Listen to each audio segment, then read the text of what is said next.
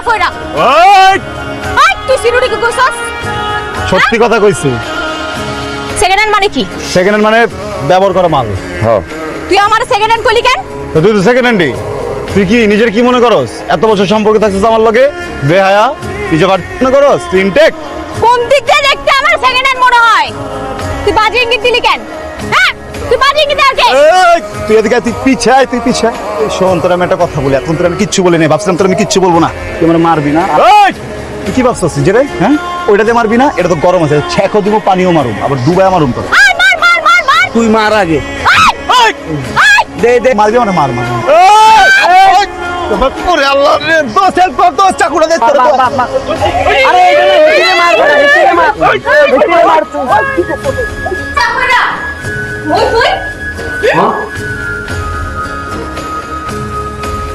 তুই আমার সাথে কি করস?